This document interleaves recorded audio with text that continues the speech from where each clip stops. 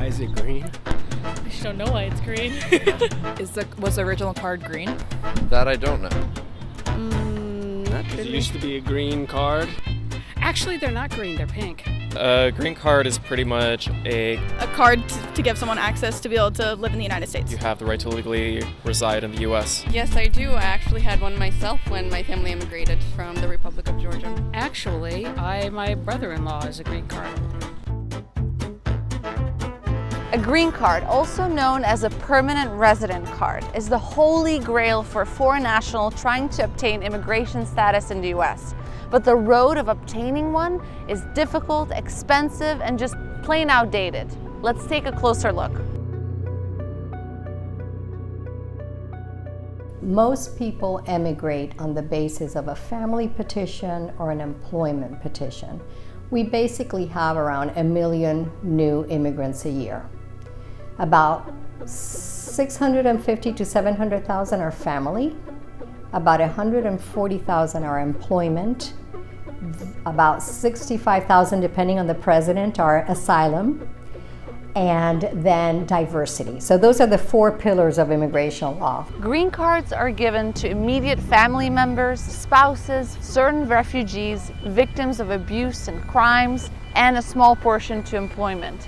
Even so, the system is rife with problems. My father went through, and I think the process was, applying for that status and then waiting years for it to either be approved or not to be approved, and that's kind of the step before you're able to apply for citizenship. My uncle was here first, filed for my dad. My dad came here, then he and my mom got married and they filed for my mom, and so my mom was able to come here. So the most common way is through family, typically marriage or a parent or a sibling. If you, for example, marry a U.S. citizen and you enter the country legally, you're able to do your whole process here. There are no quotas. There's no maximum number of people who can emigrate who's a spouse of a citizen or a parent of a citizen. Other categories have a cap. So if you are the spouse of a resident, there is a cap and there is a waiting line. If you are the sibling of a citizen, it's a 14-year wait for most countries. If you are the single son or daughter of a U.S. citizen over 21, it's now like a 7-year wait. So there's different time frames for the preference categories, but most people do emigrate through family.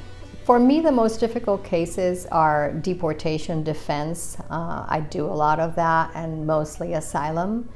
And there are some very tragic cases, and when you realize that your defense of this person makes a difference in terms of whether or not they get to stay or leave, and if they leave, their life could be in danger. So for me, the most trying cases and the cases that I'm most concerned about are the asylum cases. Between application and lawyer fees, getting a green card can cost thousands of dollars. Processing times can take months, if not years. And often, while the petitioner waits for their change in immigration status, they can't legally work. Sounds problematic, doesn't it?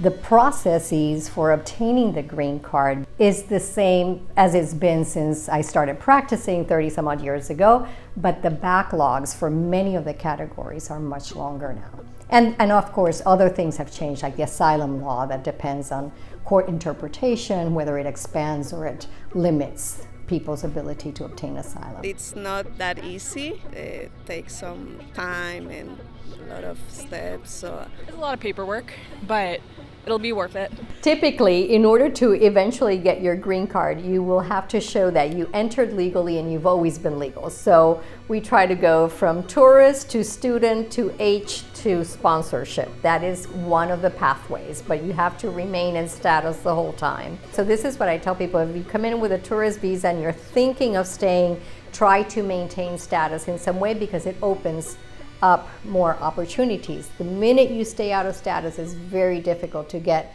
back into the process.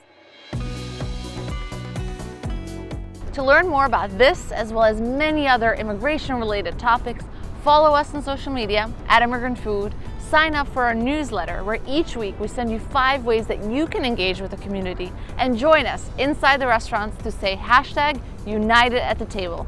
See you guys next month for a different issue.